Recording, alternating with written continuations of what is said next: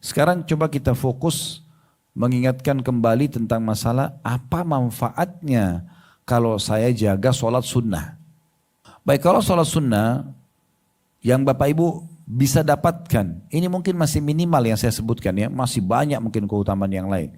Yang pertama, fungsinya sholat sunnah itu akan menutupi kekurangan ibadah wajib di hari kiamat nanti. Kalau ada sholat wajib Bapak Ibu yang kurang, mungkin kurang khusyuk, mungkin lupa wudhu, mungkin apalah ya kendala-kendalanya, nanti sholat sunnah kita akan membantu menyempurnakan di timbangan amal, sehingga akhirnya lolos masuk surga. Kalaupun sudah lolos masuk surga misalnya karena amal wajibnya sudah cukup, maka akan menambah derajatnya di surga.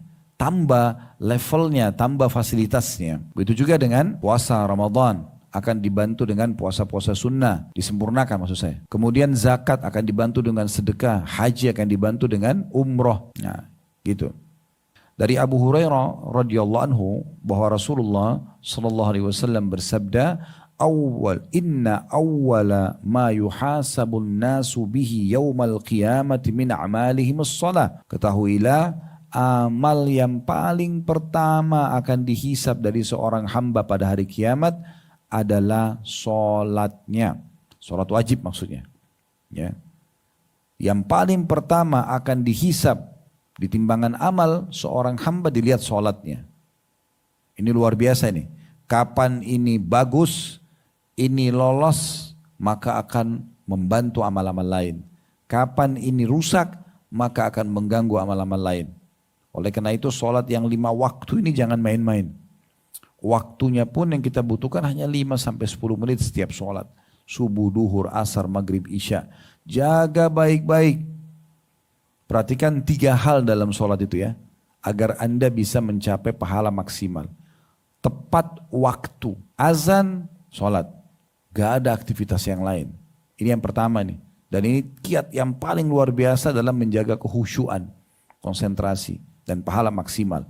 Karena amal yang paling Allah cintai dalam hadis Bukhari Muslim dikatakan adalah amal sholat yang dikerjakan di awal waktunya. Beda pahalanya orang yang sholat bersama imam Allahu Akbar, dia juga takbir dengan orang yang masbuk 1 rakaat. Beda pahalanya. Beda pahalanya dengan orang yang masbuk 2 rakaat. Orang yang masbuk 3 rakaat, misalnya dalam sholat duhur.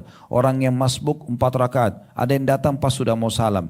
Beda pahalanya orang yang ikut jemaah pertama dengan jemaah kedua. Beda pahalanya dengan orang yang sholat sudah mepet-mepet waktu asar. Beda. Maka tepat waktu. Ini amal yang paling Allah cintai. Allah ingin azan dikumandangkan. Hayya ala sholat, ayo sholat. Hayya ala falah. Ayo menuju kepada kemenangan. Bapak Ibu orang pertama dari situ. Orang pertama Allah ketahui, oh hamba saya si fulan hadir. Nah ini. Yang kedua, tepat gerakan. Gerakannya harus benar. Gitu. Jangan buru-buru. Ingat, tumaknina, ketenangan dalam gerakan sholat, kewajiban sholat. Tanpa tumaknina, sholat Bapak Ibu batal. Allah Akbar, Allah Akbar, Allah Akbar, kayak ayam patok jagung. Ya. Buru-buru. Ini gak akan diterima sama Allah. Itu pernah terjadi di masa Nabi SAW. Ada seorang laki-laki masuk masjid, sholatnya begitu, buru-buru. Sampai Nabi SAW setelah orang itu sholat, selesai Nabi bilang, kembalilah ulangi sholatmu. Karena kau belum sholat. Orang itu sholat lagi. Ternyata sama juga gerakannya, buru-buru. Kebiasaannya dia begitu. Belum selesai baca ruku, belum ruku sempurna. Bagaimana mau baca 3 kali subhana rabbil azim, sudah sami Allah liman hamidah, sudah bangun. Belum Rabbana walakal hamdu sudah sujud lagi. Baru letakkan dahinya sebentar di tempat sujud sudah diangkat lagi. Gimana caranya? Apa yang dikejar nih? Gitu kan? Maka orang itu kembali lagi, Nabi SAW bilang lagi, kembali lagi, ulangi sholatmu. Karena kau belum sholat. Diulangi lagi sama dia. Ternyata sama lagi gerakannya. Memang begitu cara sholat dia. Terakhir setelah 3 kali atau 4 kali ditegur oleh Nabi SAW, baru dia bilang, ya Rasulullah, saya nggak tahu yang lain. Saya cuma tahu begini aja. Maka Nabi SAW mulai ajarkan dia tentang tumaknina dalam sholat. Kalau kau sedang mau sholat, menghadap kiblat, tenangkan seluruh anggota tubuhmu, baru takbiratul ihram. Setelah tenang semua tulang-tulang pada sendinya, barulah baca yang dimudahkan oleh Allah dari surah Al-Fatihah, Iftitah Al-Fatihah, surah. Kalau sudah selesai, tenang dulu, baru ruku, Allahu Akbar. Sudah sendi-sendi pada tempatnya tenang, baru kemudian baca subhanallah, baca doanya, zikirnya. Baru bangun, itu pun dengan tenang. Subhana Rabbiyal Azim 1, berhenti dulu. Subhana Rabbiyal Azim 2, berhenti dulu. Setengah detik aja berhenti sebentar. Subhana Rabbiyal Azim yang ketiga. Setelah selesai baru bangun. Sami Allahu liman hamidah, atur nafas dulu. Rabbana walakal hamd. Baca dengan tenang. Itu kan artinya bagus sekali ya. Sami Allah liman hamidah, Allah telah mendengar siapapun yang memujinya. Rabbana walakal hamd. Ya Allah, segala puji-pujian untukmu.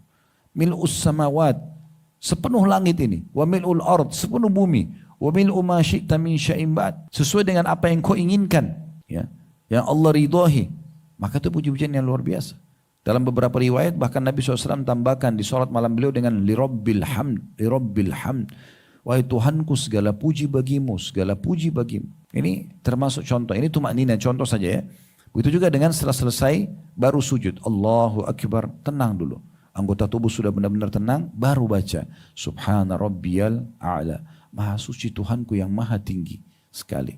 Berhenti sejenak, baru Subhana Rabbiyal A'la. Berhenti sejenak, Subhana Rabbiyal A'la. Berhenti sejenak, baru bangun, Allahu Akbar. Subhana Rabbiyal A'la, Subhana Rabbiyal A'la. Apa yang dibaca? Apa yang dibaca? Sama dengan doa, buru-buru, pelan-pelan, tenang aja. Rabbana atina fid dunya hasanah. Sapi itu. Ya Allah, berikanlah aku semua kebaikan di dunia. Wa fil akhirati hasanah. Dan semua kebaikan di akhirat. Wa qina adzabannar. Selamatkan kami dari api neraka. Wa adkhinnal jannata ma'al abrar. Masukkan kami ke dalam surga bersama orang-orang yang patuh. Ya Azizu ya Ghaffar. Wa Zat yang maha mulia dan maha pengampun. Ya Rabbal alamin. Tuhan alam semesta. Untuk apa buru-buru? Apa yang dibaca? Nggak jelas kadang-kadang.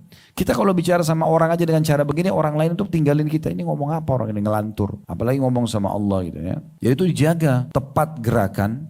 Kemudian yang ketiga tepat bacaan. Ini sudah kita gabungkan tadi dalam contohnya. Jadi tepat waktu, tepat gerakan, tepat bacaan. Nggak usah ada yang dikejar, nggak penting. Karena bagi kita sholat yang sedang kita kerjakan itu nanti akan kita terima hasilnya hari kiamat. Dan tidak ada ulangan.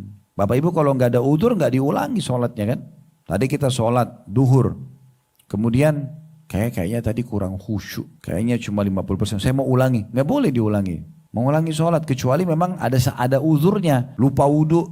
Ya. Salah kiblat misalnya. Atau aurat terbuka. Atau mungkin ada. Tapi kalau tidak ada udzurnya nggak boleh. Yang saya pernah dapatkan pendapat para ulama tidak boleh mengulangi tanpa udzur. Maka sekali kita store sholat kita tadi yang kurang khusyuk, maka itu kita dapatkan hari kiamat. Maka jangan sia-siakan, rugi banget itu. Baik, yang kedua yang Anda dapatkan kalau kita sholat sunnah atau kita jaga sholat sunnah, itu adalah kita akan mendapatkan kasih sayang dan cinta Allah, serta Allah akan menjaga anggota tubuhnya hamba itu. Penglihatannya, pendengarannya, ya, kaki dan tangannya, Allah akan kontrol menuju ke kebaikan yang Allah ridhoi. Itu kalau orang rutin menjaga ibadah sunnah. Maka dia juga akan terjaga dari pelanggaran-pelanggaran yang nanti akan bisa mendatangkan hukuman atau mengurangi fasilitas dari Allah. Landasan hukumnya adalah hadis Nabi SAW riwayat Bukhari, di mana Abu Hurairah radhiyallahu anhu menukil dari Nabi SAW, beliau bersabda, Inna Allaha qal, sesungguhnya Allah sang pencipta telah berfirman, Man 'adali waliyan faqad adantuhu bil harb. Siapa yang coba-coba menyakiti wali-waliku, orang-orang yang dekat kepadaku, maka aku telah mengiklankan peperangan untuk melawannya. Ya. Kemudian Allah Subhanahu wa taala berfirman lagi, Wa ma taqarraba ilayya 'abdi bi syai'in ahabba ilayya mimma aftaradtuhu alaihi. Dan ketahuilah tidak ada sesuatu yang lebih aku cintai, kata Allah, di mana seorang hamba mendekatkan diri kepadaku dengannya dibandingkan dengan apa yang aku wajibkan. Jadi memang yang paling Allah cintai itu adalah apa yang Allah wajibkan. Kayak sholat 5 waktu tadi sudah kita bilang. Jaga tepat waktu, tepat gerakan, tepat bacaan. Zakat misalnya tepat hitungannya, tepat waktunya. Puasa Ramadan, hajinya. Ini yang paling Allah cintai. Yang wajib-wajib ini yang paling Allah cintai. Gitu kan? Nanti akan disempurnakan dengan yang sunnah. Di sini karena lanjutannya begitu. Wa ma yazalu 'abdi yataqarrabu ilayya bin nawafil hatta uhibbuhu atau uhibbahu. Seorang hamba terus mendekatkan diri kepadaku, kata Allah SWT, dengan amalan-amalan sunnah. Salat sunnah, puasa sunnah, zikir, baca Quran, berdoa, umroh dan seterusnya. Sampai aku mencintainya. Jadi sebab datangnya cintanya Allah ini dengan amal-amalan sunnah yang kita sibuk terus kejar, kita kerjakan gitu. Lalu ya, yang kita dapatkan kalau Allah sudah cintai, fa'ida ahbabtuhu, kalau aku sudah mencintainya, kuntu sam'ahu alladhi yasma'u bihi. Aku akan jaga pendengarannya yang dia gunakan untuk mendengar. Jadi yang kita dengar enak-enak aja dan semuanya baik-baik dan berpahala. Wa basarahu alladhi yubsiru bihi, dan aku akan jaga juga penglihatan yang dia gunakan untuk melihat. Wa yadahu allati yabtishu biha, dan juga tangan yang dia gunakan untuk aktivitas. Wa rijlahu allati yamshi biha, dan kakinya yang dia gunakan untuk melangkah. Jadi 4 hal yang Allah jaga ya. Allah jaga pendengaran supaya tidak dengar kecuali yang dia ridhoi. Allah jaga penglihatan kecuali tidak lihat kecuali yang dia ridhoi. Allah akan jaga tangan kecuali tidak menjamah kecuali yang diridhoi Allah.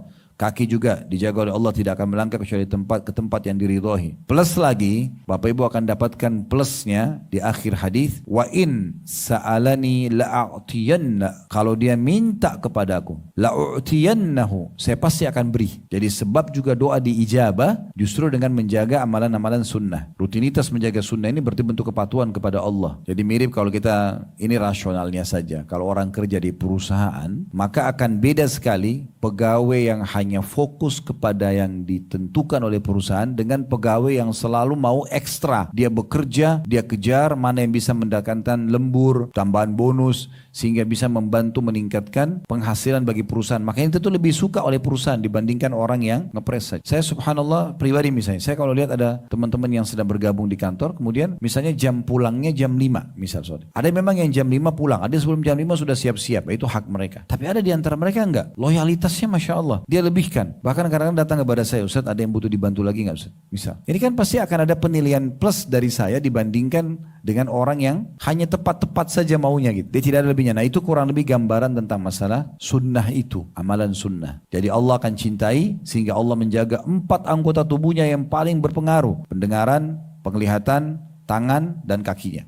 Semua berada di bawah pengawasan Allah. Sehingga hanya yang baik-baik saja. Plus lagi, kalau dia minta, maka akan dikasih. Minta apa saja sama Allah selama bukan haram akan dikasih. Dan ditambah lagi penutupan hadisnya. Wala in ista'adhani la'uidhanna. Dan kalau dia minta perlindungan kepadaku, pertolongan kepadaku, aku pasti akan lindungi dan akan tolong. Ini langsung jaminan dari Sang Pencipta Allah Subhanahu wa taala. Jadi ternyata mengerjakan amalan sunnah itu luar biasa gitu. Efeknya luar biasa. Selain tadi poin-poin yang sudah kita jelaskan ya, ternyata dengan amalan sunnah, amalan wajib kita akan terjaga. Yang ketiga yang bisa didapatkan orang kalau menjaga amalan-amalan sunnah adalah dia akan bersama Rasulullah SAW di surga. Maksudnya nanti kita masuk surga insya Allah kalau meninggal dalam keadaan iman dan Islam. Karena sudah begitu teorinya ya. Siapa yang meninggal dalam keadaan Islam dan iman maka surga jawabannya.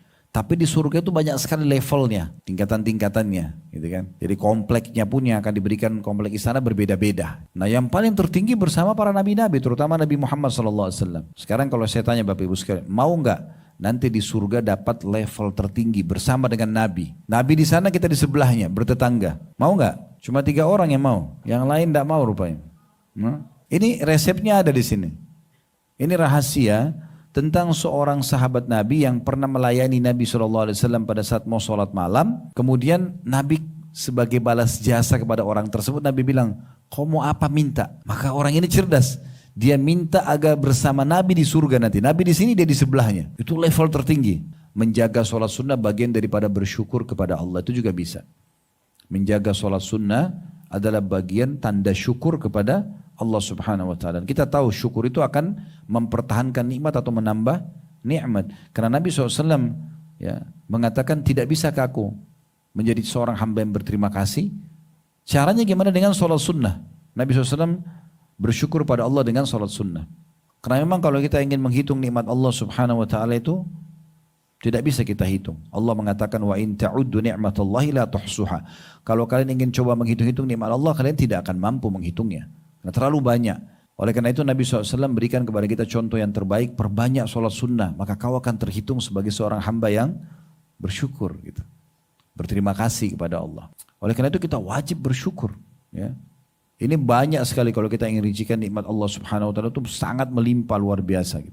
Oleh karena itu kita sempurnakan dengan itu. Baik, ada yang saya ingin tambahkan beberapa hukum seputar sholat sunnah yang perlu kita ketahui. Yang pertama, sholat sunnah boleh dikerjakan dalam kondisi duduk, walaupun tidak ada uzur. Ya, kalau sholat wajib kan bapak ibu duduk kalau ada uzurnya. Ya, misalnya sakit, nggak bisa sholat berdiri baru duduk. Itu kata Nabi SAW. Ya, siapa yang nggak bisa sholat berdiri, sholat duduk. Yang nggak bisa duduk, berbaring. Kalau nggak bisa juga dengan semampunya sholatnya. Tapi sholat sunnah beda sama sholat wajib. Boleh dikerjakan dalam kondisi berduduk. Dalam kondisi duduk. Dan Imam Nawawi rahimahullah mengatakan ini adalah ijma' para ulama. Sepakat para ulama kalau sholat sunnah boleh dikerjakan dalam kondisi duduk. Ya. Dan boleh juga seseorang kalau sholat sunnah sebagiannya berdiri, sebagiannya duduk. Itu hukum syar'i tersendiri. Itu dibolehkan. Nanti di buku yang saya rekomendasikan ini bisa dilihat di halaman 5 dijelaskan itu ya. Ini disebutkan oleh Imam Nawawi rahimahullah dalam Syarah Sahih Muslim. Dan ini berdasarkan hadis Aisyah radhiyallahu anha mengenai sholat malam Nabi SAW. Bahwasanya Nabi SAW pernah sholat, sering kali sholat berdiri. Tapi Nabi SAW juga pernah sholat duduk. Sampai pernah Aisyah radhiyallahu anha menekankan begini. Jangan kalian tinggalkan sholat malam, sholat tahajud. Karena Nabi SAW tidak pernah meninggalkan, kalaupun beliau dalam kondisi sangat letih, maka beliau tetap kerjakan dalam kondisi duduk. Dalam kondisi duduk. Ya. Dan Syekh bin Baz rahimahullah menukil salah satu cara sholat malam Nabi. Nabi biasa sholat berdiri, beliau juga pernah sholat duduk, beliau juga pernah berdiri sebagian, duduk sebagian. Nah, itu poin pertama dulu berhubungan dengan seputar hukum sholat sunnah. Cuma yang perlu diketahui, hal yang kedua adalah kalau bapak ibu sholat duduk lagi sholat sunnah, walaupun dibolehkan hukumnya, ya, kalau tidak ada udzur maka mendapatkan setengah pahala orang berdiri. Berdasarkan hadis yang disebutkan oleh Imam Muslim yang berbunyi kata Nabi SAW, sholatul rajuli qa'idan nisfus sholah. Sholatnya seseorang sambil duduk adalah setengah pahala orang yang sedang berdiri. Ini kalau tidak ada udzur ya. Bapak ibu cuman ingin sholat malamnya duduk aja. Tidak ada, bukan sakit, bukan apa. Kalau punya udzur pahalanya lengkap. Karena ada udzurnya. Kemudian juga berhubungan dengan masalah ini. Kalau kita ingin bahas tentang masalah udzur sehingga bapak ibu dapatkan pahala lengkapnya. Itu kayak misalnya lagi di atas kendaraan. Kayak lagi di kereta api, di pesawat, ya, di bus. Tidak memungkinkan kita untuk berdiri. Tentu ada sebagian tempat di pesawat kayak misalnya Saudi Airline itu. Mereka siapkan memang di bagian belakang ada seperti musolahnya. Tapi itu kecil. Tidak semua orang bisa. Gitu kan. Kalau kita juga mau pakai lorong-lorong pesawat untuk sholat, nggak mungkin. Ganggu lalalangnya orang. Maka Anda punya udzur, boleh saja Anda duduk. Kereta api juga nggak mungkin. Kita harus duduk misalnya. Kalau kereta cepat di masa kita sekarang ya. Mungkin sudah tidak ada kereta yang api itu ya. Tapi kereta cepat orang biasa bahasakan sekarang, maka itu juga sama. Bus yang non-stop, dia jalan keluar kota kayak kemarin orang banyak mudik misalnya kan gitu. Dia apa boleh buat, ya tidak bisa berhenti. Sholat wajibnya pun dia boleh duduk, apalagi sholat sunnahnya di sini. Tapi kalau sholat wajib masih memungkinkan dia misalnya bapak ibu pakai mobil pribadi. Masih bisa mampir ya, jangan sholat duduk kalau sholat wajib ya. Tapi kalau tidak mungkin, busnya jalan terus, keretanya jalan terus. Dia cuma berhenti 2-3 menit kita turun sholat di musola, kembali sudah pergi keretanya. Gak mungkin. Nah ini kita boleh sholat sambil duduk, walaupun wajib. Tapi kalau Anda bawa mobil pribadi, bisa mampir, maka jangan sholat duduk. Ya, sholatnya berdiri kalau wajib. Tapi kalau sholat sunnah bisa. Pilihannya boleh duduk, boleh berdiri. Tapi sudah kita bahasakan tadi, kalau sholat duduk, berarti pahalanya setengah pahala sholat orang yang berdiri. Ini kalau tidak ada udzurnya, sholat sunnah. Kalau sholat wajib, dia berdiri, dapat pahala sempurna. Dia duduk kalau punya udzur, kakinya sakit, tak bisa. Dia dapat pahala sempurna juga, karena dia punya udzur. Di sini kalau kita bahasakan, di sholat sunnah tidak punya udzur, maka dia dapat setengah pahala orang yang berdiri. Nah tapi masuk dalam udzur adalah tadi di bus, di kereta api, di pesawat tidak memungkinkan. Sekarang Anda lagi safar umroh, jangan tinggalin sholat tahajud. Kalau pas malam sholat aja di kursi kita, udah sholat di situ. Saya pun biasa gitu, karena memang tidak memungkinkan. Kadang-kadang kita kalau ke belakang pun kalau kayak naik Saudi, tapi itu Saudi pesawat semua, yang lain tidak ada. Bagaimana kalau orang naik penerbangan atau maskapai yang lain, tidak memungkinkan gitu kan. Saudi pun kadang-kadang kalau kita sholat wajib, kalau kita paksakan diri ke belakang, ini ada 370 lebih, 360 sampai 370 kadang-kadang penumpang. Berapa lama kita akan antri sementara cuma bisa 6-7 orang kadang-kadang di situ. Itu pun laki-laki semua. Ibu-ibu bagaimana? Kalau ibu-ibu juga ikut ke belakang, maka akan desak-desakan sama laki-laki. Tidak memungkinkan. Maka ini semua semoga masih masuk dalam masalah udurnya ya. Dan Nabi SAW pernah mempraktekkan sholat sunnah tapi ya. Beliau di atas untanya, perjalanan balik ke Madinah, dan beliau tidak menghadap kiblat, mengarah manapun. Ya kita lagi naik kereta api, lagi naik bus, nggak mungkin kita cari kiblat di mana gitu kan. Ya udah duduk sholat dimanapun arah kendaraan kita. Terutama sholat sunnah ya. Kalau sholat wajib tadi saya bilang, kalau bapak ibu masih bisa mampir, berhenti mobilnya ke samping. Kalau perlu di mobil itu selalu disiapkan sejadah. Kalau lagi kita tidak dapatkan rest area, tempat istirahat atau tidak, itu udah mampir ke samping, kemudian kita sholat aja di situ cari kiblat kalau sholat wajib. Tapi kalau tidak memungkinkan kayak di pesawat, perjalanan jauh, bus tidak berhenti dan segala macam, maka ini boleh sholat sambil duduk daripada waktu keluar ya. Kemudian juga poin yang lainnya tambahannya adalah bolehnya sholat sunnah dikerjakan secara berjamaah. Ya, terutama sholat sunnah yang memang pernah Nabi SAW contohkan sholat berjamaah. Seperti sholat tahajud misalnya ya. Itu kan Nabi pernah sholat berjamaah. Nah kalau yang Nabi SAW tidak pernah contohkan sholat berjamaah ya jangan. Kayak misalnya sholat qobliyah, sholat ba'diyah kan tidak berjamaah. Gitu kan. Umumnya. Nah ini poin-poin tambahan berhubungan dengan masalah bahasan kita. InsyaAllah mudah-mudahan bisa bermanfaat dan kalau benar dari Allah, kalau salah dari saya mohon dimaafkan. Subhanakallah wa bihamdika. Asyhadu an la ilaha illa anta astaghfiruka wa atubu ilaik. Wassalamualaikum warahmatullahi wabarakatuh.